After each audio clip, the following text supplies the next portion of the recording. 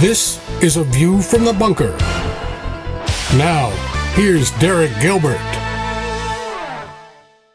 Greek mythology and the Bible. Yes, there is an overlap. Yes, Vice President Harris's favorite drawings, the Venn diagram, can be brought into play in this month's Iron and Myth. Welcome to A View from the Bunker. I'm Derek Gilbert. I don't mean to denigrate Venn diagrams. They can be very useful.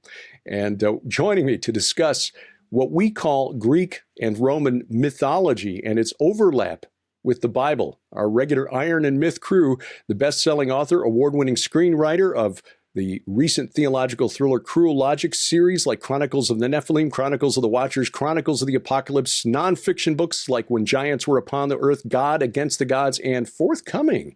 We are now privy to a forthcoming project we'll let him tell you about online at Godawa.com, Brian Godawa. Doug Van Dorn, the author of Giants, Sons of the Gods, now in the 10th anniversary, revised and expanded edition, author of such books as Conspiracy Theory and The Angel of the Lord. He's also the pastor of the Reformed Baptist Church of Northern Colorado in Boulder and host of the Giant Steps podcast online at douglasvandorn.com, and the director of the Institute of Biblical Anthropology, the author of such books as Interview with Giant Ethno-Historical Notes on the Nephilim and the Nephilim Dossier, online at burtonbeyond.net, and the host of the forthcoming Beyondcast, Dr. Judd Burton. Guys, thanks for joining us tonight. We've been putting this off for a couple of weeks due to various and sundry things. Doug, did they ever open up the streets around your church in Boulder, or have they just kept that wall off? Well, it was just one morning, and they were having a race, and they decided to cordon off all four of the main roads that got into the church. So There was no way in, and we had to cancel. That is astonishing. That is Boulder. Yeah. That is Boulder. Well, I guarantee that kind of thing would not happen here in the Ozarks. We're kind of in a bubble around here. Judd, we're glad you're feeling better this week and with us tonight. Brian, you want to tell us a little bit about your forthcoming project here? Do you want to hold it off till the end of the program, or do you want to tease that and just No, because it's kind of relevant to what we're talking about today. Is so I'm finishing up my latest novel, which is Judah Maccabee, and it's going to be actually in two parts. The first part is Judah Maccabee, the Abomination of Desolation, and then the second part is Against the Gods of Greece. Should be out in January. It should be out on January 1st.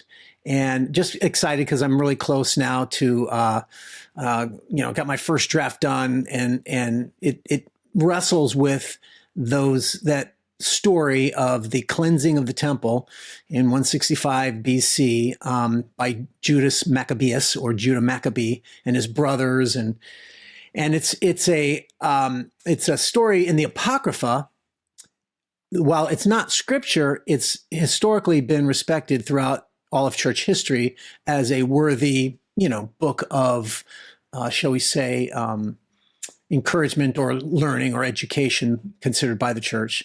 Mm-hmm. And my goal was to sort of tell the story in the context of my Chronicles of the Watchers series, where it deals with the supernatural world as well, and show how that works together. But this is a very interesting time period, the intertestamental time period, where things are very different. It's when God was silent and he was not present in the temple. And so this is a very interesting theological thing going on, as well as an exciting, action adventure with romance and stuff like that. So I'm at the point now where I feel like this is probably one of my best stories I've written.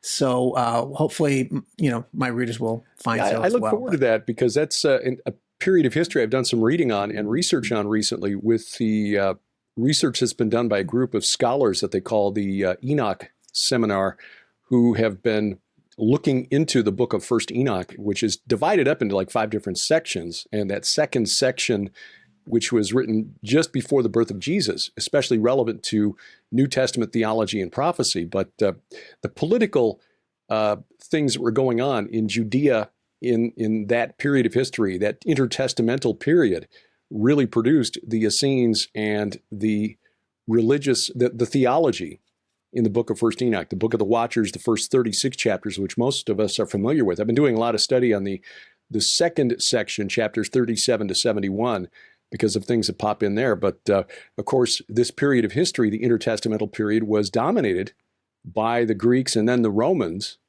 because of the weakness of the Persian Empire. They got pushed back by Alexander the Great, and then as his kingdom fractured and split, then you had the Romans coming in and inserting themselves.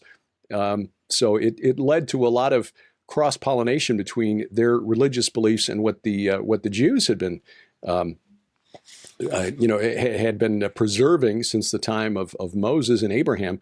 And there were a lot of Jews who were Hellenized. That's what's so interesting, where there was a sort of a fusion of the Greek religion, which is relevant to our issue today, because, in a sense, the gods of Greece at that time were, in power, so to speak, over Israel or over Judea, right? And so, it's very interesting. And it also brings in some of Daniel's prophecies as well, where he, talks about the Abomination of Desolation and the kings of the north and south. Very fascinating. It's something that you'd be surprised to find how relevant it is, even for your biblical faith as a Christian. Yeah. Mm-hmm. Well, Judd, you did your doctoral dissertation on the religious history of Banyas today, but Peneus back in the day, the Grotto of Pan, which of course was a Greek demigod or goat demon. So you had to do a lot of reading and research on that period of history and how the religion of Greece intersected with the Jewish settlers, the Jewish people who lived in that region. So let's start it off there. I mean, how influential or how much did the Jewish religious scholars, the religious hierarchy, if you will, in the pre-Christian era have to contend with Greco-Roman religion? Constantly. I mean,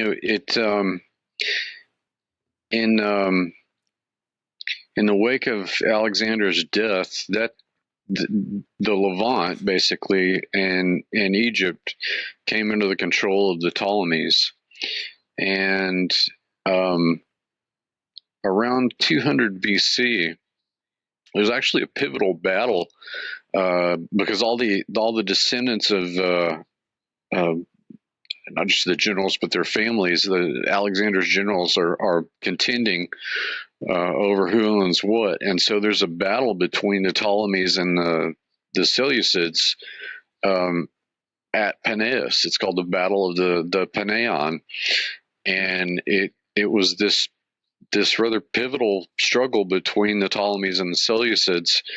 And as of 200 BC, the Seleucids took over the territory in the Levant, and they'll remain in control for the most part until the Romans take over the Near East after 63 BC is kind of the watermark date of the taking of that part of the Eastern Mediterranean,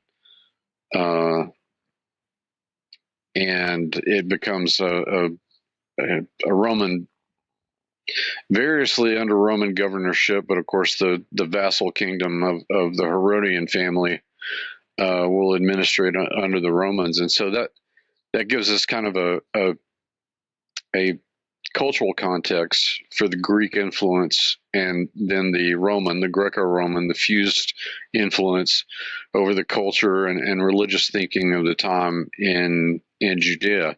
And the short answer to your question is that the influence on religious thinking on the culture was nearly constant, because look, if you look at the game plan that Alexander had in establishing his empire, he sets up these Alexandria, these cities that are bastions and outposts of Hellenistic culture. And that has, of course, implications for Judea during this intertestamental period, and of course during the New Testament and early church era under the Roman Empire, because although you're looking at a fusion of Greek and Roman thought in the imperial period, you've still got the influence of the old classical civilization, the classical gods in that territory. Now, this this interplay is not new. It's not something that's novel during the intertestamental period between the Levant and the Aegean and larger Mediterranean world, because we already know that there are two main and several other smaller periods of orientalizing that take place in the history of this region. That is the influence of the ancient Near East, specifically of the Levant, on the culture and religious thought and art of the Greek world. And the this is attested to by not only text but archaeology. It's well known that the Greeks themselves conceived of many of their gods as coming from the East, having Eastern origins, and I would point people to books like The East Face of the Helicon to get a better picture of that. And if people want to read more about the general cultural context of our discussion tonight, I'd also point them to Fergus Millar's the Roman Near East, which does a really good job of placing the cultural and historical context of the events of the New Testament era, in particular, during this time period. But again, as evinced by text and certainly by archaeology, the remnants of temples and shrines, such as the one at Paneas, and a myriad of shrines and temples to Greco-Roman gods across the Levant, across ancient Judea, testify to the fact that this was something that was a visible confrontation that the people of first century Judea had to contend with, and of course in the intertestamental period as well. They were contending with it constantly, and as evinced by not only the accounts that we have in the Bible, but also the accounts that the Greeks and in particular the Romans kept about how contentious the struggle was, this confrontation between, on a cultural level and a political level, between the Levant and the Greco-Roman world. It is interesting that the general belief that the gods of Greece and then Rome later emerged from a hypothetical Proto-Indo-European pantheon with the discovery of the Hurrian tablets at the Hittite capital of Hattusha back about 90 years ago now, which showed that there was definitely a Mesopotamian origin for those stories. The Song of Going Forth among the Hurrians was clearly the original of the story for how Ouranos, the sky god, was castrated by his son Kronos of the Titans, who in turn was overthrown by the storm god Zeus and the Olympians. The Hurrians have the same story, just by different names, and that is also reflected in similar stories among how kingship amongst the gods transferred from Anu, the sky god, to Enlil, to Marduk, who was not a storm god technically, but he had storm god attributes. You mentioned East Face of the Helicon. There was another book by a scholar named Michael Astor called Helleno-Semitica, which essentially covers the same ground. The bottom line being that the mythology, or the religion really, of Greece and Rome actually came from Mesopotamia. Doug, go ahead, Brian. Because I know you've got to have done a lot of research on this for the time period that you're setting the Maccabees novels, or the setting of the Maccabees novels. Sure. And I think we need to go into this succession myth and how it's connected to the Rephaim, which you've written a lot on, Derek, which has been very helpful. Let's get in that. But I think to set the stage, though, it's important to understand, too, even though what you're saying is good, that there's the scholarship out there saying that, the dominant biblical scholarship still remains in the heavily liberal camp that tends to assume several things that I don't believe in. One is that the Bible was not written at all by Moses at all. I mean, it was written after, sometime during and after the Babylonian exile. So we're talking in the 500s BC. And even later, liberal scholarship tends to argue that. Therefore, a lot of what the liberal biblical commentators will tell you is and I read this stuff all the time too, where they're arguing, look at these similarities in the Bible. They got it from the Greeks, Mhm. And what's interesting is that no, like what you've just brought up, which we need to go into, is the Hurrian and Hittite. We're talking that's like 13th century BC. That's way before the Greeks. Right. And it's the Greeks who got it first, actually, from them. And that's going to be an important element, I think, of what we're talking here, because it swaps the whole narrative around, doesn't it?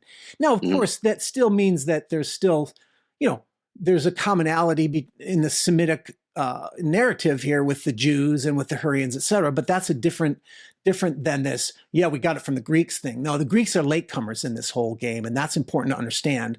And without going into the discussion and arguments of who wrote the Torah and such, it's the basic understanding is that it's written by it started by Moses, but it has been edited over time, etc.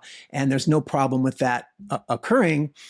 But that's important because that shows a prior narrative by the Jews. They didn't. Now, that's not to deny that in the Hellenistic world, there's definitely cross-pollination. Of course, that's going on all throughout history with everybody, right? Right. But just that primal narrative needs to be sort of pointed out so that, we realize it's not the typical narrative, Hey, Brian, Judd was kind of talking about the politics there at Peneus, and what you just said reminded me of the book of Daniel and liberal scholarship, and how there probably wasn't even a real Daniel in their mind, and certainly he didn't write it. Yeah. And got me thinking about the abomination of desolation that he predicts, and how when the liberal scholarship talks about this, they say this is so similar to what happened with Antiochus Epiphanes and Zeus in the temple there, that there's no way that it could have been written before the fact. And I'm guessing that you probably have been thinking a lot about that particular thing. And I was just wondering if you could talk just for a minute, since we're still on the politics, about how that political situation, when they brought that statue into the temple, like what did that do to the Jewish people? And how did the Greek god there influence what we're talking about tonight? Yeah, no, that's very important. And maybe even tell a little bit of the story, because I don't know how much our listeners even know that story. Greek mythology and the Bible. Yes, there is an overlap. Yes, Vice President Harris's favorite drawings, the Venn diagram, can be brought into play in this month's Iron and Myth. Welcome to A View from the Bunker. I'm Derek Gilbert. I don't mean to denigrate Venn diagrams. They can be very useful. And joining me to discuss what we call Greek and Roman mythology and its overlap with the Bible, our regular Iron and Myth crew, the best-selling author, award-winning screenwriter of the recent theological thriller Cruel Logic series like Chronicles of the Nephilim, Chronicles of the Watchers, Chronicles of the Apocalypse, nonfiction books like When Giants Were Upon the Earth, God Against the Gods, and forthcoming. We are now privy to a forthcoming project we'll let him tell you about online at Godawa.com, Brian Godawa. Doug Van Dorn, the author of Giants, Sons of the Gods, now in the 10th anniversary revised and expanded edition, author of such books as Conspiracy Theory and The Angel of the Lord. He's also the pastor of the Reformed Baptist Church of Northern Colorado in Boulder and host of the Giant Steps podcast online at douglasvandorn.com, and the director of the Institute of Biblical Anthropology, the author of such books as Interview with Giant, Ethno-Historical Notes on the Nephilim, and the Nephilim Dossier, online at burtonbeyond.net, and the host of the forthcoming Beyondcast, Dr. Judd Burton. Guys, thanks for joining us tonight. We've been putting this off for a couple of weeks due to various and sundry things. Doug, did they ever open up the streets around your church in Boulder, or have they just kept that wall up? Well, it was just one morning, and they were having a race, and they decided to cordon off all four of the main roads that got into the church. So there was no way in, and we had to cancel. That is astonishing. That is Boulder. Yeah. That is Boulder. Well, I guarantee that kind of thing would not happen here in the Ozarks. We're kind of in a bubble around here. Judd, we're glad you're feeling better this week and with us tonight. Brian, you want to tell us a little bit about your forthcoming project here? Do you want to hold it off till the end of the program, or do you want to tease that and just No, because it's kind of relevant to what we're talking about today. Is so I'm finishing up my latest novel, which is Judah Maccabee. and it's going to be actually in two parts. The first part is Judah Maccabee, the Abomination of Desolation, and then the second part is Against the Gods of Greece. Should be out in January. It should be out on January 1st. And just excited because I'm really close now to got my first draft done, and it wrestles with that story of the cleansing of the temple in 165 BC by Judas Maccabeus, or Judah Maccabee, and his brothers, and it's a story in the Apocrypha. While it's not scripture, it's historically been respected throughout all of church history as a worthy, book of, shall we say, encouragement or learning or education considered by the church.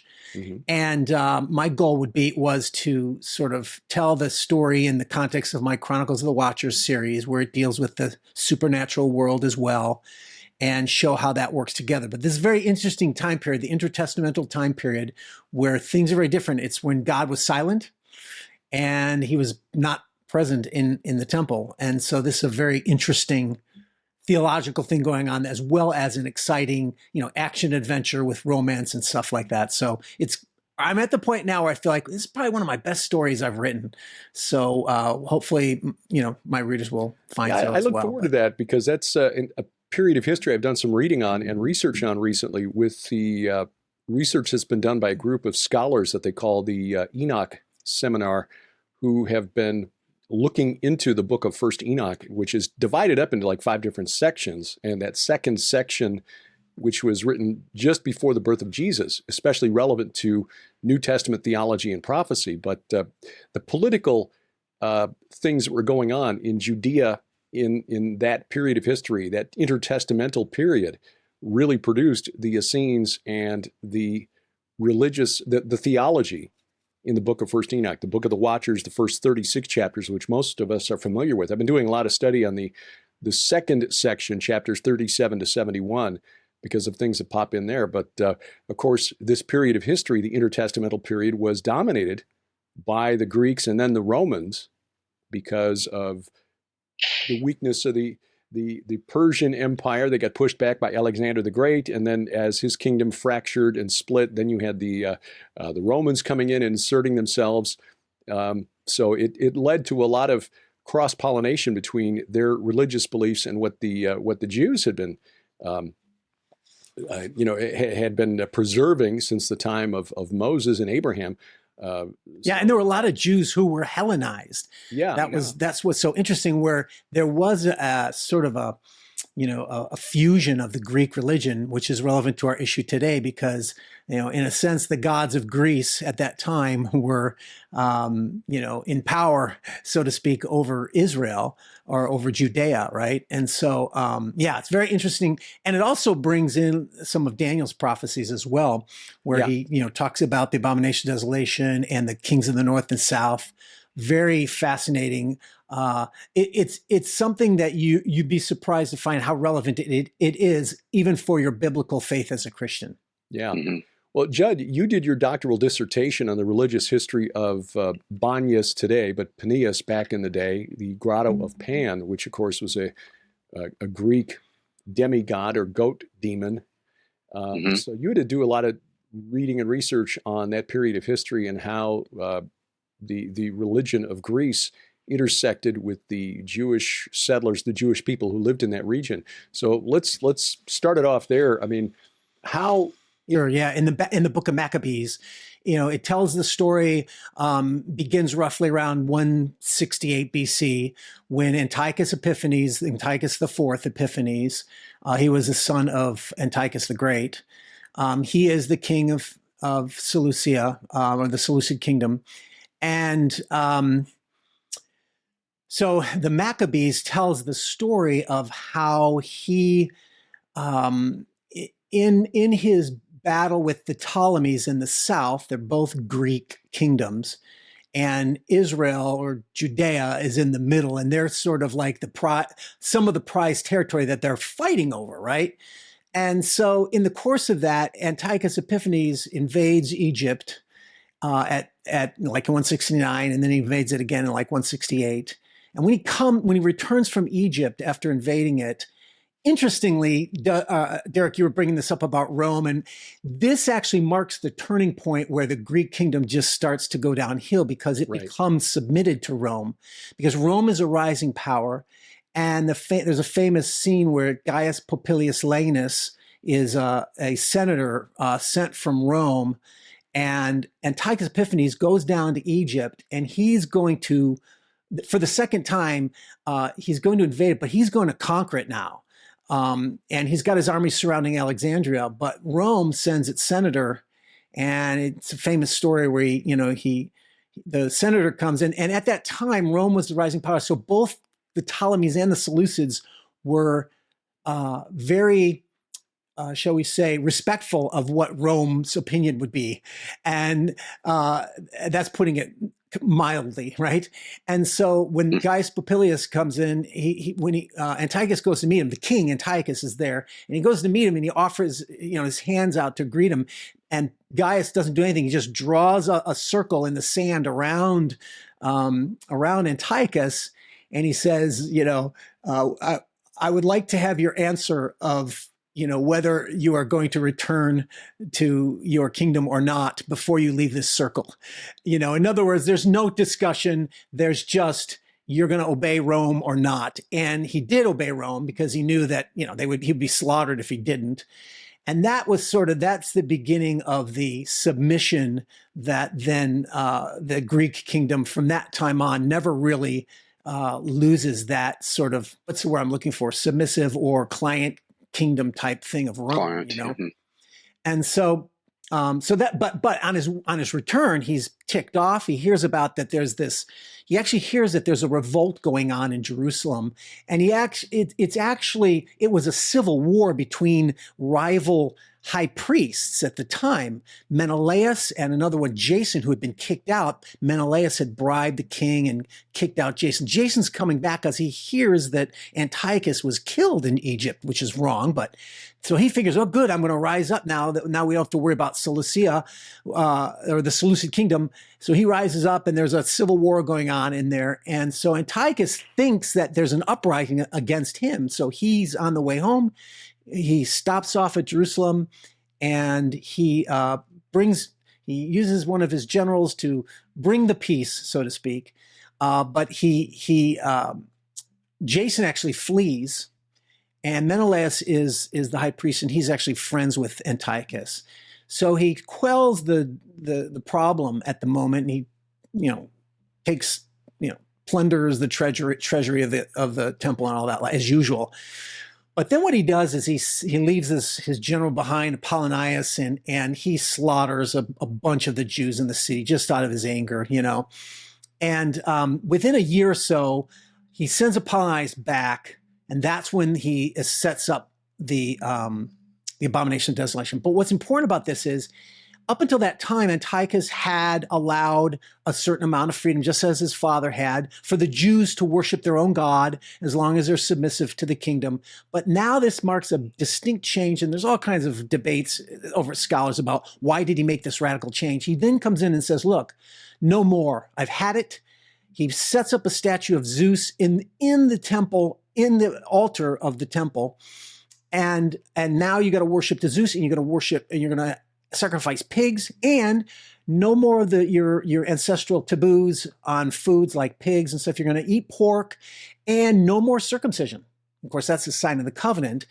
And so he just says, that's it. In other words, Hellenism had been very tolerant in that point in time, and most other religions had gone more along with Greece than the Jews did, and he just had it. So that's sort of the time. Then that's what precipitates the revolt of Judas and his brothers, which ends up being the Maccabean revolt that kicks out King Antiochus. But what's interesting is, so he sets up that statue to Zeus, and that's a really extreme act. Some scholars have argued that it may not have been a statue of Zeus. It may have been because there was, now we already know that Israelites already had idol worship going on, right? So they were worshiping Baal Shamem, right? Mm-hmm. And that could be a stand-in for Zeus. So some argue that maybe they put up standing stones that represented, Baal Shamim and Anat or Asherah, and that could be the same as Zeus and Athena, which were also a common. You'd think it'd be Hera, but it wasn't. It was Athena was a common altar, right? But I don't think that would be extreme enough. Number one, for Antiochus, he would not. The whole point was to get him to stop doing it and do something and become Greek, right? So I think it really was more likely an actual statue of Zeus. And some Jews went along with it, but many did not, and that's what precipitated the revolt. But there were many who did, and by that time already, the Hellenism had infiltrated a lot of Judea. For example, they had a gymnasium built in Jerusalem. By the way, that was headed by Jason, the high priest. And what's interesting about gymnasium, it wasn't that it was a religious thing. It wasn't even just a physical thing. It was a training place for what they called the ephebes, or they were these the training of students in both, physical as well as educational capacities. They often trained nude, which was offensive to the Jews. Right. But the thing is a lot of Jews embraced it. So much so that because they were in the nude doing their sports, they were embarrassed. And even before this forbidden circumcision, being forbidden, they were already undoing their circumcision, which is a frightening thing to consider. Many Jews had undone their circumcision, and you don't want to know the details, because they wanted to be more Hellenized, right? But this is where it strikes at the covenant, right? So it's not just this sort of like doing cultural things. Oh, it's covenantal, right? And that's why it's so serious. And that's sort of the scenario of what's going on, at that time. But so anyway, this notion of the Hellenism, and Derek, I think you might want to speak to this, because so if the Greeks got their idea from the Jews or from the Hurrians and such, but the Hurrian had a common background understanding from where Moses or the Jews drew their stories of the Nephilim, of the time before the flood, the days of the mighty warriors, right? Similar to the heroic age of Greece. You've written a lot on this, the Titans and the Titanu, and where that connection comes in. I think that's really relevant for our audience. But that's where this Greek connection is. Their own mythology is so rooted in the Semitic narrative. Yeah, it's not really Proto-Indo-European. There's a wonderful paper written in 1999 by Amar Anus, who's done some great research in this area. And the paper was titled, "Were There Greek Rephaim?" And he showed etymologically that the phrase used by the Greek poets Homer and Hesiod for the demigod heroes when Kronos ruled in heaven, which was the long bygone age before Zeus and the Olympians rose up and threw them down. He said, when the men of that age, these are the four races that Hesiod described: the golden, the silver, the bronze, and the iron, which interestingly echoes the dream of Nebuchadnezzar, with the statue of the head of gold and the chest of silver and the legs, torso of bronze, and the feet and legs and feet of iron. Hesiod described the four historical races of men, and the golden race was this race of heroes that in Greek, the term is meropes anthropoi. Well, anthropoi is the phrase from which we get anthropological. Anthropology refers to humans, but meropes derives from the same Semitic root behind Rephaim. And Judd, you wrote about this in the root words behind royal, regal, and so on, coming from that same R followed by a... So anyway, the vowel. So the bottom line is, the Greeks knew who the Rephaim were. They were the demigods like Heracles and Perseus and Cadmus and Bellerophon and so on and so on. So there we've got that etymological connection. In that paper, he pointed out that the name Titan, the old gods led by Kronos, had been cast down to Tartarus and banished there by Zeus and the Olympians, derived from the name of an ancient Semitic tribe, an ancient Amorite tribe called the Tadanu, who were known historically as adversarial to the Sumerian kings of the 3rd millennium BC. But by the time of the judges, around 1200 BC, the time of the Bronze Age collapse, they were being venerated as a sort of spirits in the netherworld, which is interesting because that sort of tracks with the career of the Titans. Yes, they once walked the earth and now they're down in the netherworld. But beyond that, of course, the Amorites, where the Greeks got this idea that once upon a time there were gods who walked the earth, and from them and their commingling with humans came these demigod heroes whose spirits are now, according to Hesiod, the origin of daemons, which is where we get the word demon that we find in the New Testament. So it really is a Semitic origin for the really important aspects of Greek and Roman religion. And it shouldn't be a surprise because the Greeks were all over the Mediterranean. There were other people from the Aegean, like the Philistines, who were very important in the history of the Israelites. But even the people mentioned in Genesis and in Deuteronomy, the Hivites, Hivites, scholars have concluded that name derives from a Luvian name. Luvians were people who lived in what is now Turkey, neighbors of the ancient Hittites. That was their name for the Achaeans, who were the Mycenaean Greeks who fought against the Trojans in the Trojan War, the origins of the Proto-Greeks. So the Hivites were in the land going back to the time of Abraham, at least, but Joshua had to fight the Hivites who were living just below Mount Hermon. So they were in that region going back to the time of Abraham. So it shouldn't surprise us that by the time of Alexander and his successors, they're bringing what looks like Greek or Canaanite religion back into Judea.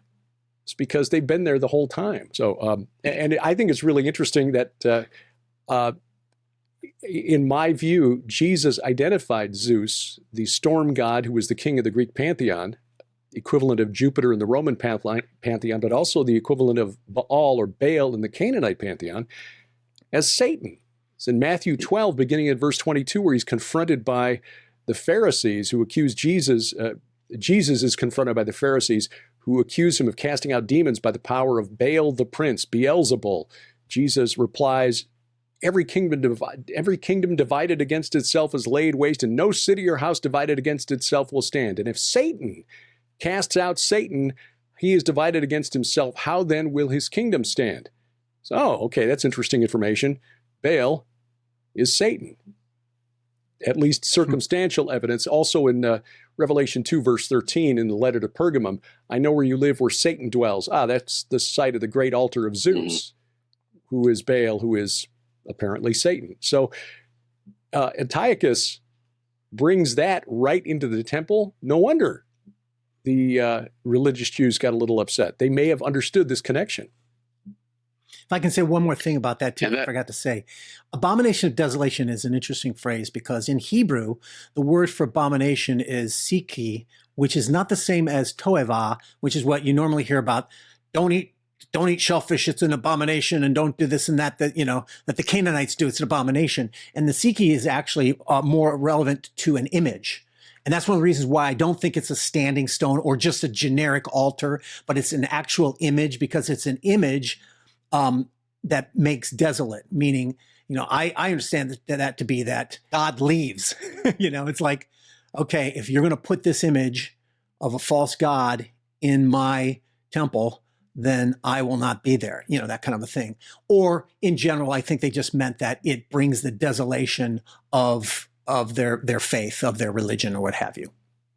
So Doug, when you're preaching on Sunday morning, how do things like this creep into sermons, and how then do you talk to your congregants and say, and by the way, it's not Percy Jackson and the Olympians we're talking about here. These are not made-up creatures who were like the imaginary friends of the ancient Greeks. We're dealing with real entities here who had rebelled against God. Yeah, I think that this is one of the hardest questions for people. Once they get this, then everything starts clicking. But it's very hard for them to make the initial leap, which is that you're telling me that Zeus is real? I mean, it's that simple. It's that guttural. Mm-hmm. And the answer to that is, yeah, I'm telling you that he's real. You're telling me that the Olympians are real, the council of the gods? Yeah, I'm telling you that they're real. That's literally what the Watchers are, and in the divine council, it's the exact same thing. And if you can, I really, really like the tie-in to Satan and Zeus, because of all the creatures in the New Testament that are evil, that Christians still have some sort of an idea that it's real, it's Satan. And so if you can show them that Satan is Baal, first of all, that freaks them out because they're so used to Baal just being an idol. And we confuse the first and second commandment, thinking that the first commandment forbids idol worship, when it actually forbids the worship of the Elohim, and the idol is the house that it dwells in. Totally different things. And you get them to separate that out, and now all of a sudden they see that Satan is a god, the god of this world. Are you kidding me? And this is actually a big deal, as we know from what we did when we did our show on what Doreen is bringing up. That people in the Reformed world are really, really fighting against this in a big way. They do not want to say that the gods are real. And so on any kind of a simplistic level where we can tie a Satan to Zeus, or we can tie a divine council to Daniel 7 or Isaiah 6 or 1 Kings 22 or anything like that, I think it goes a long way to helping people, their mind just expanding in ways that they could never possibly imagine. That's kind of the first most base thing. And then, man, I can't tell you how many times I come across stuff, especially in the New Testament, regarding this. So here's just a couple of examples. A really fun one for me is when Paul is in one of the cities in Galatia, and him and Barnabas are preaching, and the people of the city say, hey, Barnabas is Zeus and you're Hermes. And you just read that and you go, what in the world does that even mean, you know? And it comes home in a really interesting way in the book of Galatians. So Hermes is an interesting character in Greek mythology. He's both the messenger, kind of the chief messenger of the gods, but he's also the chief healer. I mean, he's kind of the one that the whole catechus or caducus, however you want to say it, comes from him. Hermeticism comes from Hermes. And so there's this almost a throwaway line in the book of Galatians where Paul says basically, look, I was sick and I couldn't do anything to heal myself. And you just read that and you go, okay, and you just keep going. But all of a sudden you go, well, now, wait a minute. Aren't these the very people that called him Hermes? And here's Hermes, who is not able to heal himself. Why is that? Paul says, because God wouldn't let me be healed. And why is that? I think it's because God was blowing a hole in the minds of the Galatians, saying, this is not Hermes. I am the God who heals people and doesn't heal people. Hermes is nothing. So I think there's a lot of this kind of use of Greek mythology that the New Testament does. I'll give you one more example. Maybe I'll give you two more, because I think these are both interesting. The city of Ephesus has this great temple to Artemis. It's like one of the seven wonders of the world. And Artemis is fascinating. There's a whole story of her in Acts as well that you can read that ties into this. People at Ephesus and Paul basically puts them out of work because he gets rid of the worship of the goddess. But when you come to like Ephesians 6 and it starts talking about how our fight is not against flesh and blood, but against the dominions and the powers of this present age of darkness, right? And you understand that Artemis, her worship dominated the city of Ephesus. And Paul is all of a sudden saying that we're fighting against supernatural entities, and she fits right in line with that. Now you say, you just connect the dots and you go, well, now, wait a minute. Does that mean that Paul thinks Artemis is real in some way? And the answer to that is, yeah, he thinks she's real in some way. She is one of these powers and dominions that the gospel is coming and setting us free from. And then one more, one I found fairly recently preaching through Acts. There's this story that begins the section of Acts. So Acts is laid out starting in Jerusalem, and then it goes to Samaria, then to the ends of the world. It's kind of this move from the center outward with the gospel. So right as Luke begins the second part of this, so they've now left Jerusalem, and they've kind of gone into Samaria a little bit. Now they're getting ready to go into the Roman world. The story that people usually think begins this is the story of Acts 10, where, Peter has this dream of the meat on a sheet, and Cornelius is the first Gentile convert and all this kind of stuff. But that's technically not literarily where this section begins. It actually begins at the end of chapter 9, and there's these two stories that are given. One is a story of a girl named Tabitha, who's also called Dorcas, Luke says. And then she dies, and then Peter brings her back to life. And then this other story of a guy named Aeneas, who is like this poor guy, nothing in the city, and he's a cripple, and Peter heals him. Well, why in the world would Luke tell us these stories? So if you know anything about your Roman mythology, you'll know that there's a founding myth that Virgil created called the Aeneid. Right. You go, well, what is the Aeneid all about? So it's about Aeneas, who's the hero who survives the Trojan War. And then, he spends a long time trying to find a place to land. And he ends up going down to a city in, I think, Carthage, probably in Africa, where he meets the Queen Dido, who's actually originally supposedly from Tyre, which is really interesting, over there, right just north of Israel. Anyway, the two kind of fall in love, and they go on a hunt. And there's all this language of Aeneas being a hunter, and then she becomes the huntress. And there's this moment where they end up chasing this deer into a cave, and then they end up getting married by Juno or somebody. And then what happens is that Dido's madly in love with him, and it's not requited. And so she thinks they're married, and he's like, no, we're not married. He leaves her, and she ends up committing suicide. Okay. And so this is kind of Virgil taking little stabs actually at the Roman Empire, which is really interesting, through his myth, saying that the way that Rome spreads is through violence and through uncontrolled passion and all this kind of stuff. So now all of a sudden you come to the beginning of Luke's gospel, right at the point where the gospel starts spreading, and you find that there's this girl named Tabitha, and he tells you her name is Dorcas. Well, that doesn't help us as English people. So you go and you look up what it means, and her name is actually a deer. So, okay, well, that's interesting, because that's exactly what's going on with the Dido and Aeneas story. And then she dies. And then Peter brings her back to life with the gospel. Then the next story is actually a guy named Aeneas, exactly the same thing as what we find in the Aeneid. And instead of being basically the founder of Rome, who's this demigod figure, he's this total nobody in this backwoods city who Peter heals. And the idea then would be that Luke is using Virgil in a subversive way. You'd love this, Brian. Mm-hmm. In an attempt to show people who are very familiar with the stories that the gospel and the kingdom of Rome are at odds, but the gospel spreads exactly differently than the kingdom of God spreads completely differently than the kingdom of Rome ever did.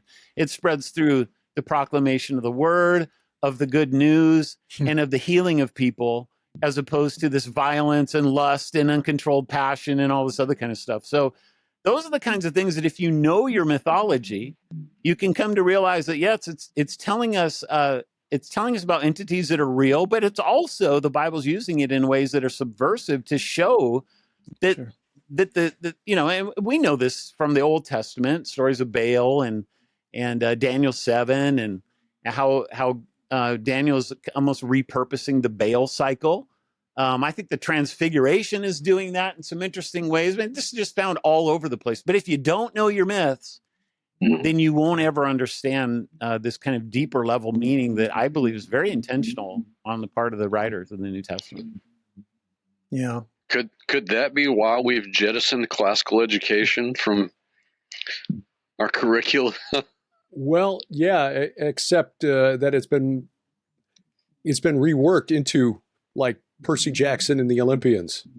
as a way to get Yeah. young readers to read. Okay, so they're teaching kids that being one of the Nephilim would be really cool. And the Avengers, right? Same sort of thing. It's not. Yeah, like it's widespread now. The whole, I mean, there's a whole genre of novels about that kind of thing, the gods and stuff. And I mean, I remember, 20, 30 years ago, that occasional thing would go on, like you might have a movie about, Jason and the Argonauts, Right. and it was like strict Greek mythology. But nowadays, they're just incorporating the gods into all the stories, stories and movies and, et cetera. Absolutely. The recent series, American Gods, which is based on the works of the writer who's gotten himself into trouble, Neil Gaiman, who's done a lot of stuff where he's takes supernatural inspiration and just kind of pillages the history. That's everywhere. They're doing it with the Nordic sagas. Yeah. Well, Ragnarok, that TV show Ragnarok. Yeah, right. In other words, it's kind of like it's become more acceptable. In a way, that's, we can see that as a positive to a certain degree. Use it, right? Yeah, absolutely. At least we can which is that what my Chronicles novels is doing, exactly that very same thing. Yeah. But there was another one, though, that as you're talking, it reminded me of in Acts 16, we read about Paul goes and he faces this young slave girl that says she has a spirit of divination in the English, right? Mm-hmm. But it actually, in Greek, it's a python spirit. And that python spirit was a very well-known Greek thing that had to do with the Oracle of Delphi in Greece, which was considered the center of the Greek world because they had the Omphalos stone there, and that was like the center of the earth, kind of like Jews saw Jerusalem as the center of the earth, right? But anyway, it was very crucial because the priestesses who spoke in the Oracle of Delphi, they would come from all over the world to get their oracles. That's how much they were respected. And what was interesting is that they would actually sit on these three-legged stools over a crevice from which there were vapors coming from the earth. And of course, now the modern man would say, see, that's where they got the ecstatic. It's some fumes that are making them like glue fumes, right? It's making them hallucinate and this kind of thing. But as we've discussed often on this program, no, but that could make some connection with sorcery, pharmakia, where maybe these physical, hallucinogens or whatever do become doorways through which people can connect with the spiritual realm. And that's evidently how it's being depicted in the book of Acts.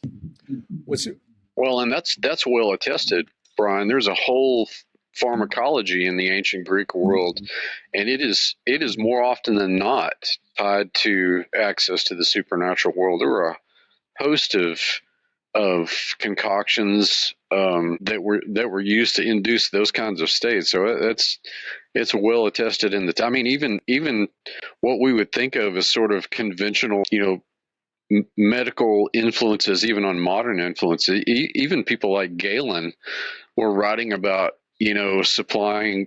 They were writing about supplying Marcus Aurelius with his daily dose of these hallucinogenic herbs or whatever, and he constantly, like any addict, he constantly needed more. So it's there's a treasure trove really of stuff out there. It's well attested, and that shines a great deal of light on pharmakia every time that it's mentioned, not just in the New Testament, but witchcraft and sorcery in the Old Testament as well. Here's another one along the lines of what you just said. Hey, Jed, I think can you mute yourself, because I think that there's some kind of noise going on with your. Yeah, we're hearing feedback. Yep, it's you. Yep. There's one here in Galatians 3:1. O foolish Galatians, who has bewitched you? It was before your eyes that Jesus Christ was publicly portrayed as crucified. Well, that word bewitched is the word where we get basilisk from.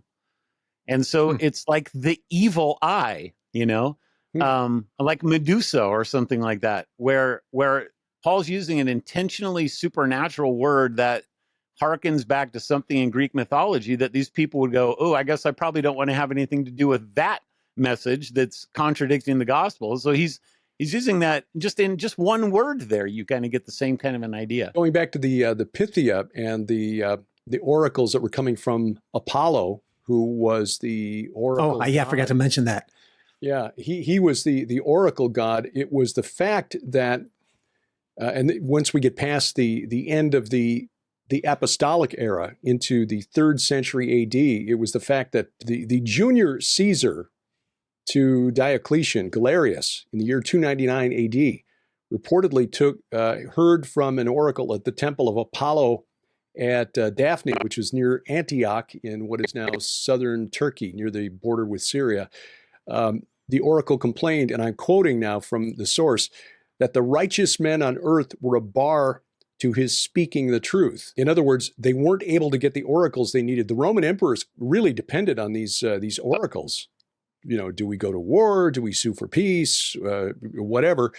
And this led to the most intense persecution of Christians in the history of the Roman Empire. I mean, this was more intense than Nero's persecution of Christians in the 1st century.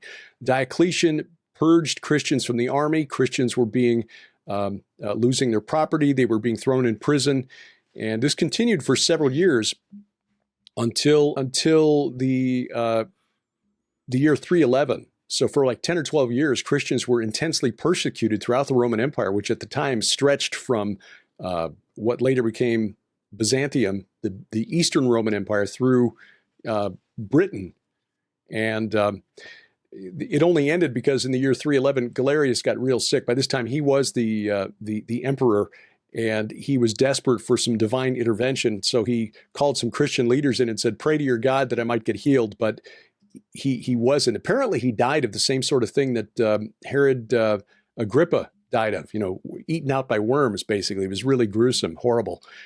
But one of the last known messages from Apollo, assuming this is a legit, this was written down by the early church theologian Lactantius in the early 4th century. The oracle at Claris was preserved in writing on a wall in the town of Enoanda, which was a Greek city in what is now southwestern Turkey. And according to Lactantius, it read this: self-produced, untaught, without a mother, unshaken, a name not to be even comprised in word, dwelling in fire. This is God, and we, his messengers, which in Greek would be angelos or angels, are a slight portion of God. And then Lactantius went on to note that this couldn't be Jupiter because Jupiter had a mother. Okay, that was I forget what her name was in the Roman pantheon, Rhea in the Greek pantheon, and a name, but Yahweh, the God of the Bible, was the only one who could make such a claim. And apparently the oracle of Apollo, assuming this was legitimate, was forced to admit it. So this is historically attested and really, really intriguing. I'm inclined to agree, to believe, like Lactantius, on the question of historical veracity.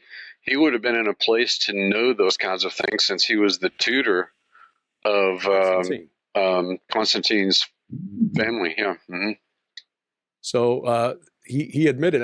What I also think is interesting is that Apollo was known in earlier times to the Semites of West Asia, the ancient Near East, as Resheph. And his name shows up in the Bible, although it's usually translated as plague. So in Habakkuk 3:3, when we read that God came from Timon, or Sinai, the Holy One from Mount Paran, his splendor covered the heavens, the earth was full of his praise, his brightness was like the light, rays flashed from his hand, and there he veiled his power. Before him went pestilence, which is Dever, which is a Canaanite demon known 1,000 years before the Exodus at the northern Syrian city of Ebla, and Resheph, or plague, followed at his heels. So we've done some deep diving into Resheph. He's got a very long history, very popular deity in the ancient, one of the few whose name was the same in the Greek and Roman pantheons. But Resheph was the personal protector god of Amenhotep II, who Dr. Doug Petrovich has argued very convincingly was the pharaoh of the Exodus. And it's interesting, being the plague god, who is also the special protector of chariots and chariot warriors, because Resheph in the Canaanite pantheon was the gatekeeper to the netherworld, and the chariot was the vehicle that transported the spirits of the dead to the netherworld. So God convinces the Pharaoh of the Exodus to let his people go by sending a bunch of plagues and then wiping out his chariot corps. You can't make that stuff up. I'll give you guys an interesting one here from the Proverbs. I don't remember if we've talked about this or not. I kind of don't think we have, but I might have talked with all of you separately for all I know about it. But here's the ESV of Proverbs 30, 15, and 16. The leech has two daughters, give and give. Three things are never satisfied. Four never say enough. Sheol, the barren womb, the land never satisfied with water, and the fire that never says enough. So you read that and you go, I don't even know what that means. Okay, at least I do. Now, here's the Septuagint, but I'm going to first read the Septuagint in English. The horse leech had three dearly beloved daughters. These three did not satisfy her, and the fourth was not content to say enough. The grave and the love of a woman and the earth not filled with water, water also on fire, will not say it is enough. I still go, what does that even mean? And then I go to the Dictionary of Deities and Demons in the Bible, and I discover that there's a whole bunch of entries that come from these two verses. You go, what? All right, so the first one is this word horse leech in the Greek. So this is why I'm bringing this up, because this is a Septuagint thing going on here. And this, therefore, they've been influenced by the Hellenism, by the mythology. And what I think is so interesting about this is how they're appropriating the mythology. So the first one is the bedele. This is a horse leech, and Judd could tell you more about this because it's essentially a vampire. This vampire has three daughters. All right, so that's putting it into a demonic context. But then verse 16, the grave, the love of a woman, and the earth. This is what the Greek words are. Hades and Eros and Tartaros and Gaia. Okay. And so what's going on there? Well, it seems to me that the translator, the Jewish translator, is taking these four main Greek gods and saying, these things are evil and you better stay away from them. But that doesn't come across in our translations because, first of all, we desupernaturalize things. They couldn't possibly be real. But when you understand that these are real entities in one way or another, and that the Bible is putting them in a very negative light, boy, I just think that's so powerful. Such a powerful apologetic to get people to see that, yeah, these things are real. And let's contrast them with the God of the Bible and see how they stack up together. Here's another one that I like a lot. When you look at this Septuagint, it helps things make a lot more sense. And this is that section of Isaiah chapter 26 that, in my view, prophesies the ultimate destruction of the demons, the spirits of the Rephaim. 26, beginning at verse 13, O Yahweh our God, O Lord our God, other lords besides you have ruled over us, but your name alone we bring to remembrance, which is a reference to that practice among the Amorites, which was then later adopted by the Greeks and the Romans, continued into the Christian era of having to have a ritual meal for your deceased ancestors to provide for them and sustain them in the afterlife. Your name alone we keep in remembrance, we bring to remembrance. They are dead, they will not live. They are shades, they are Rephaim. They will not arise. To that end you have visited them with destruction and wiped out all remembrance of them. And then you go down to verse 19. Your dead shall live, talking about the faithful to Yahweh. Their bodies shall rise. You who dwell in the dust, awake and sing for joy, for your dew is a dew of light, and the earth will give birth to the Rephaim, which seems to contradict verse 14 above, saying they're Rephaim, they will not arise.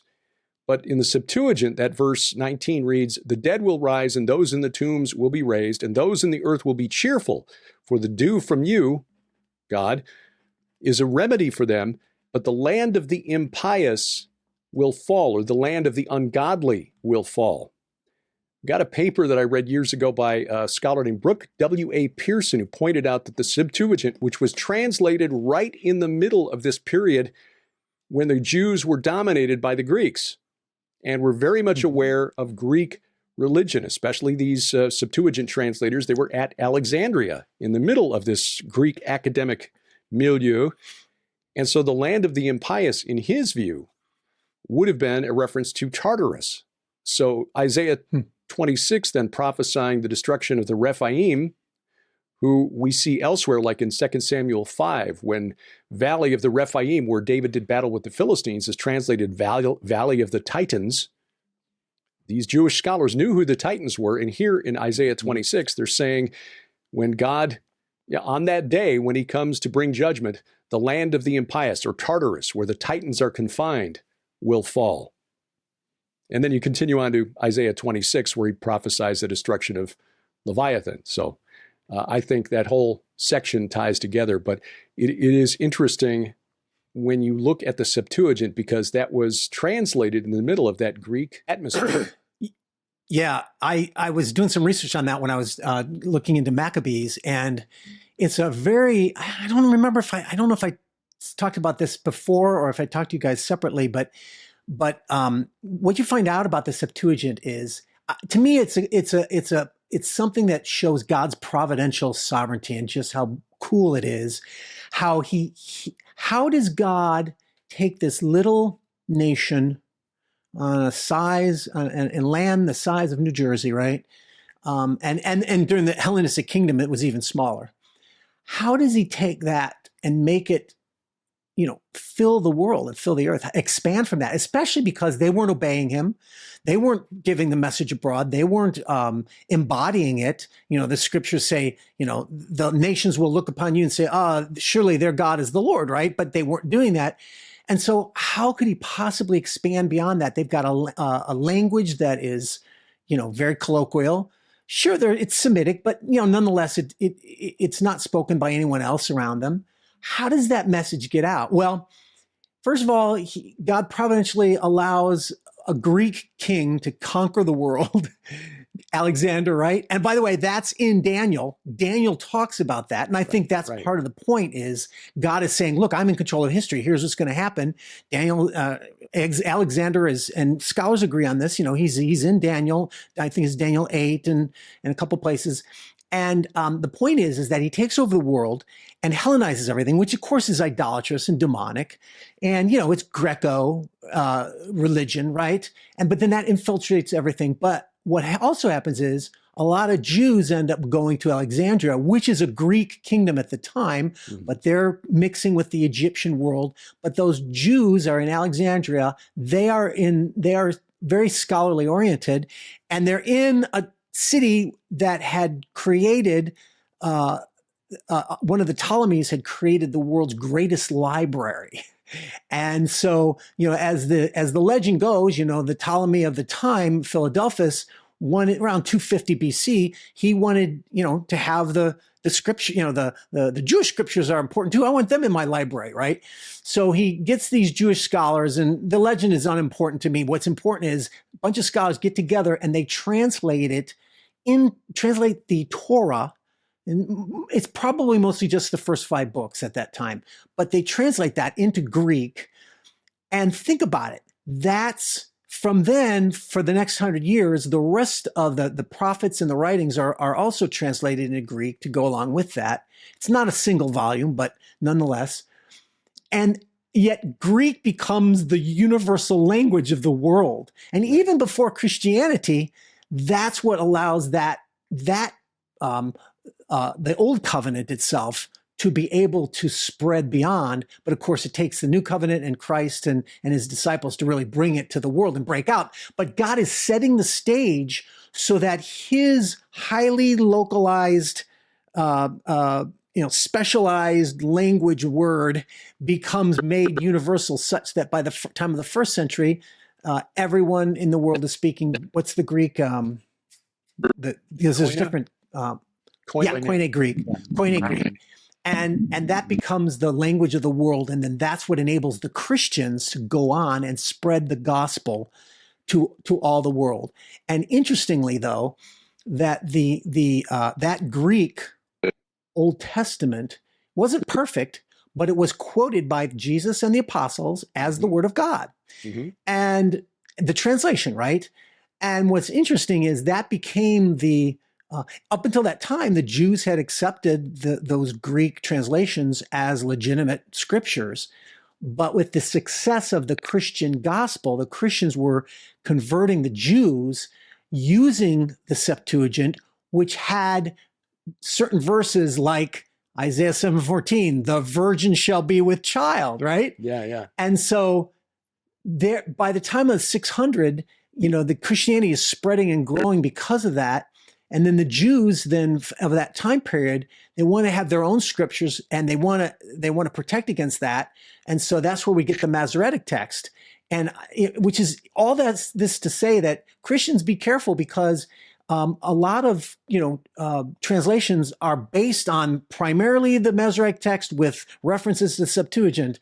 And the truth is the Masoretic is not always the superior text. Right. And in some ways, as we've been showing here, there's a lot to learn that has been, covered over or, made bland, desupernaturalized, like you said, Right. Doug. So it's important to know that, because that's why going back to Septuagint can sometimes help us to understand things that have been lost in the translation, literally. Yeah. Now, I'll qualify that by saying there's a lot of problems with the Septuagint. So sometimes the Septuagint is right, and I think sometimes the Masoretic text is more. So scholarship is all a mixture of, you have to get it all on the table and work it out. But don't automatically assume this, it's in the Hebrew, so therefore that's the superior translation. It's not always. Our good friend Doug Woodward has got a 2-volume set called Rebooting the Bible, which is all about this, and he dives deep into the changes between the Septuagint and the Masoretic text and how to kind of weigh the two against each other. So it's highly recommended. The Rebooting the Bible, Volumes 1, Volume 2, Douglas Woodward, the author, highly recommended. Fellows, any final thoughts? We've gone about an hour here, and I think we've established that, yes, the Jewish religious scholars, certainly of the 1st century AD, understood that there were Greek influences on their texts, and certainly the Septuagint translators who produced the Old Testament text that was available to Jesus and the apostles, they understood the connections. Any final thoughts? Judd, anything you want to jump in with there at the end? Give us Scott. Sure. Wrap it up for us. Well, I think that I'll wrap it right up with a bow. I think that from the Greek side of things, it's good for students of the Bible to have a good copy of the Septuagint translation. And of course, now there's so much now online, that you can access this pretty readily. And Brian brought up some good points about the Masoretic material and the later material. So much of that is centuries after the fact, and you've got these translations, the Septuagint, the Greek translations that predated and are closer to the original. They're a translation into the Greek, but to one degree or another, we have to trust that the translators knew what they were doing and understood the idioms of both the Jewish and the Hellenistic worlds to be able to do that. So it really helps to scour the naturalism and materialism from a lot of our modern translations when applying the Septuagint to these things, so that you can see these mythic themes, and in many cases mythological personalities that are called out directly right there in the text that may not come through in our usual translations. The Bible, who knew? A supernatural book, and a lot more exciting than most of us were taught in Sunday school. Brian Godawa, online, godawa.com. Doug Van Dorn at douglasvandorn.com. Dr. Judd Burton at burtonbeyond.net. Guys, always an education, always enjoyable, and we'll do it again next month, God willing. As always, check the show notes below, whether you're watching or listening, and get the links to the websites for Brian Godawa, Doug Van Dorn, and Dr. Judd Burton. Judd and Doug joining us in Israel next year, God willing. We'll explain how you can be part of that epic trip through the Holy Land. We've also got Christmas in Branson conference to tell you about. some personal news that may impact our production schedule. In other words, our schedule may become a little erratic over the next 4 to 6 weeks. Unexpected thing, I will explain that. And, oh yes, what happens when Gen Z goes anti-Zionist without a clue. Straight ahead, bless their pointy little heads, as A View from the Bunker continues.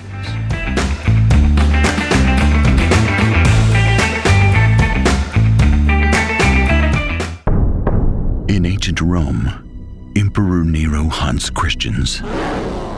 In prison, the Apostle John sees the apocalypse. In Jerusalem, Jews revolt in all-out war. For them, it's the end of the world. One Christian woman holds the key to a war of angels and demons that will change the future forever. Chronicles of the Apocalypse is a series of biblical novels by best-selling author Brian Godawa, telling the story of the book of Revelation in the 1st century. 4 supernatural novels. Read them all, from Tyrant, Rise of the Beast, to Judgment, Wrath of the Lamb. Available in ebook, paperback, and audiobook at Amazon.com. That's Chronicles of the Apocalypse by Brian Godawa at Amazon.com. Our new book, The Gates of Hell, is available now, and we have a special offer on it at the Gilbert House store. You know, you're not going to find a deal like this anywhere else. You're going to get the book, which is a $21.95 value. You're going to get 3 DVDs. More than 12 hours of video content, plus the book for just $45. That's half price. That's half price because the whole package at retail is over $90. The Gates of Hell tackles mysteries like where was Jesus baptized and why did he choose to get baptized in a place known as the Land of the Serpent? Oh my goodness, you want this deal. This is the kind of thing that you can share with your friends, share with your pastor, read again, because trust me, the source information that Derek and I used for this, you're not going to find it anywhere else. Right. It's not just an archaeological or historical curiosity. It is relevant to us today. Again, a special offer for the month of October only at gilberthouse.org/store.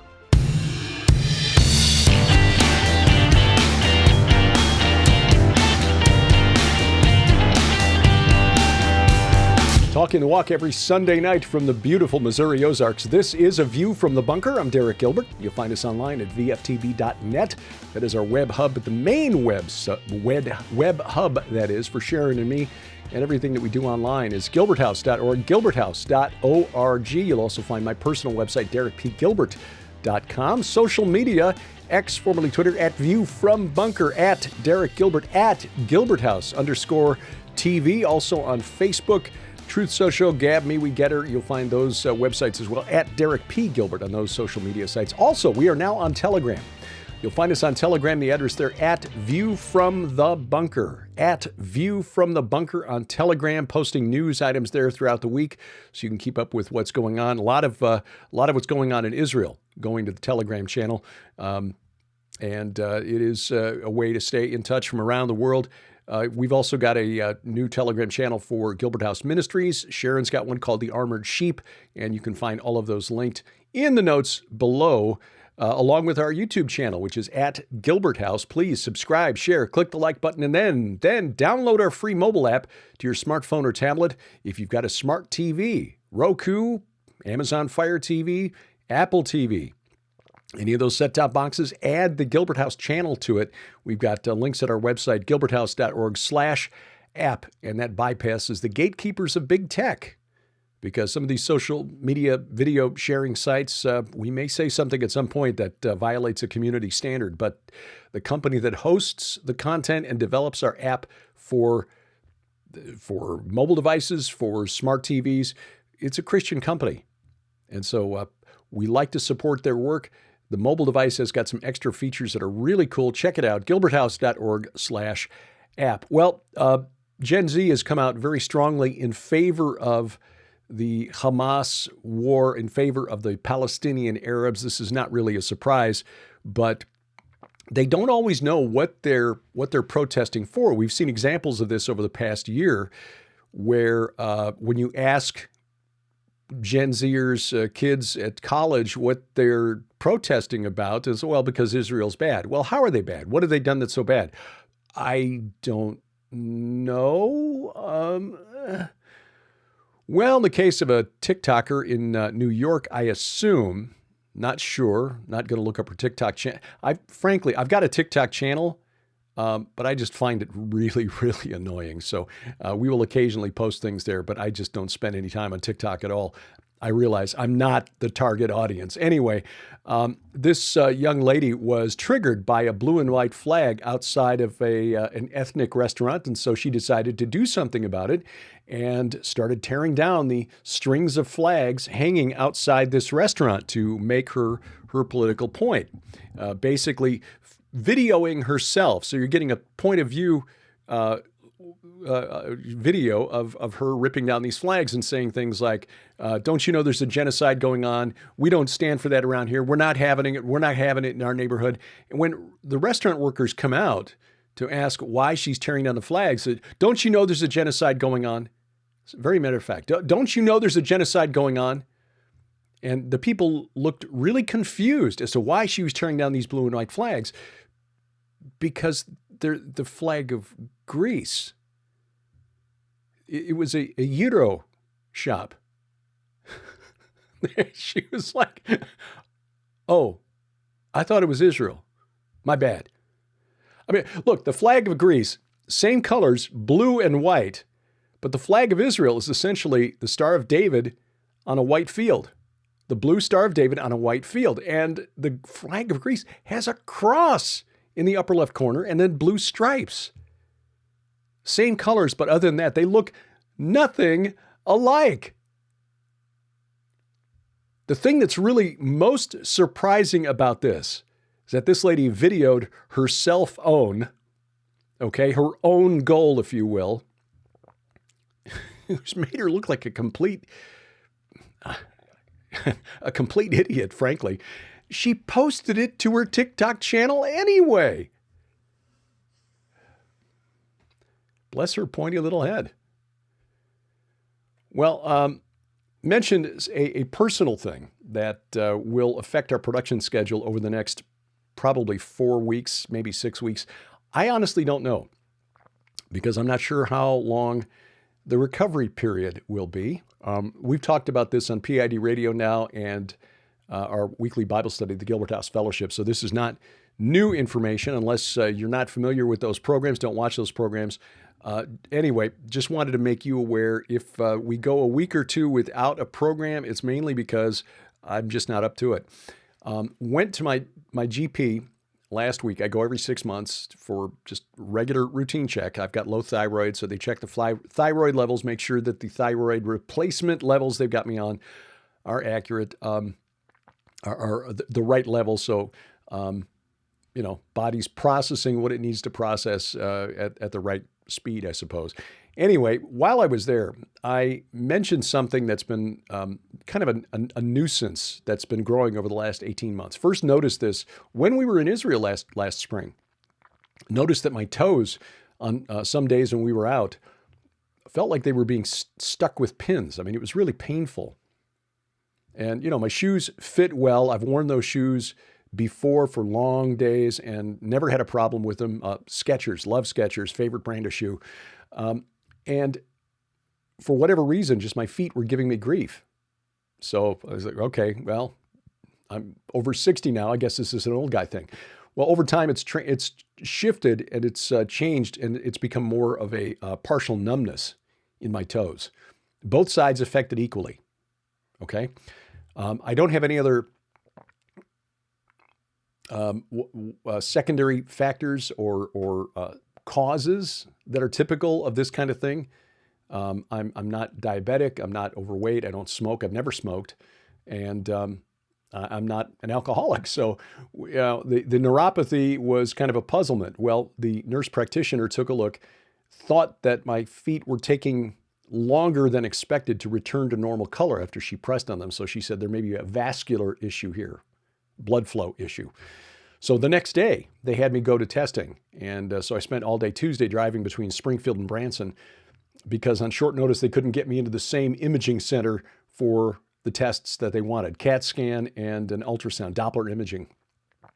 Doppler imaging, good news, showed no interruption in the blood flow apparently, but the CAT scan did reveal a couple of aneurysms in the iliac artery of my left leg. That's the big artery that splits off from the aortic artery around your belly button. One goes left, one goes right. In the left artery, there are two aneurysms, both about 2.5 centimeters, which is small as these go. At that size, they're at low risk of rupture. The issue with these is that because when they do rupture, the artery is so large that your risk of bleeding out before you make it to the hospital is about 50-50. So even though there's a risk of, when you're on the surgical table, even though it's relatively minor surgery, as my dad, who keeps getting smarter, even though he was called home by the Lord in 2005, he keeps getting smarter year after year. As he once said, a minor operation is a procedure on somebody else. Now, I don't say that to say that I'm worried or I'm afraid. The Lord's got this. And had I not mentioned this about the numbness in my toes, we wouldn't have found it. So I'm glad that we found this early. We're going to go in, or I'm going to go in, not we. I'm going to go in November 8th, Friday, November 8th for surgery. They're going to put a stent in there basically to reinforce the wall of the artery so that the arterial wall is not at risk of rupture. Now, I don't know what the recovery time is. I've read anywhere from 2 to 4 weeks. The hospital stay, barring any complications, is just overnight. So I'll be in the hospital Friday night and returning home on Saturday, which is great. But I just don't know how I'm going to feel after the event. So just giving you a heads up, we may be, our production schedule for all of our programs may be a little spotty, at least for the middle part of November. I pray that by the end of November, things will be back to normal, especially because as we come into the first week of December, we've got the Christmas in Branson Prophecy Conference that we've agreed to.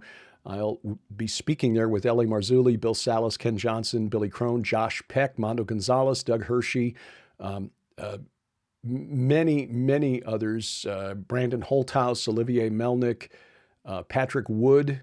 Looking forward to meeting him face to face. His book, Technocracy Rising. Boy, is that ever relevant right now. So that is December 5th through 8th. And in fact, my last post-op visit with the vascular surgeon is scheduled for the morning of December 5th. I asked him, can you put me first on your schedule? Because he's in Springfield and we're supposed to be in Branson by that afternoon so we can set up our book table and stuff. So they accommodated that. So God willing, we'll be at the Branson Christmas Prophecy Conference. You want to find out more, you can do so at bransonchristmasprophecyconference.com. The hotel, the Chateau on the Lake, is sold out. So if you're looking to stay overnight for the weekend and spend a couple of extra days, Branson at Christmas is a wonderful place to visit. So there are plenty of hotels in Branson. So even though you can't stay unless you've already booked at the Chateau on the Lake, please come on down and stay at one of the other fine hotels in the area.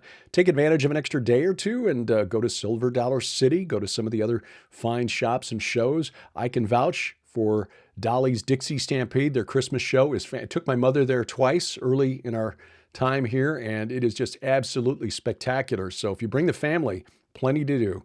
BransonChristmasProphecyConference.com.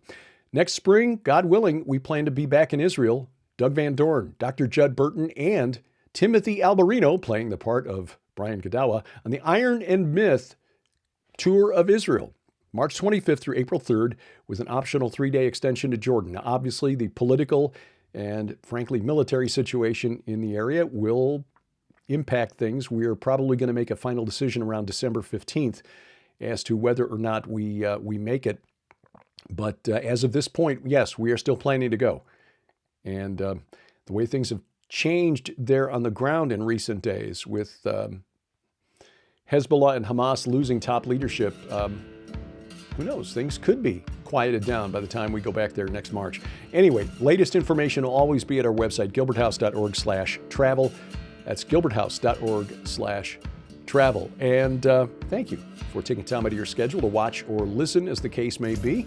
If you're listening and you subscribe to one of the famed podcatchers out there like Apple Podcasts, YouTube Music, Amazon Music, Audible, iHeartRadio, Spotify, Spreaker, Pandora, of course, we're all of those places, wherever fine podcasts are sold, in fact. Thank you. We appreciate you doing so. Our announcer, the inimitable DC Good. And A View from the Bunker is a production of Gilbert House Ministries, released under Creative Commons Attribution Non-Commercial No Derivatives 4.0 International License. We wrestle not against flesh and blood. Good night, Oliver, wherever you are. I'm Derek Gilbert. This is A View from the Bunker.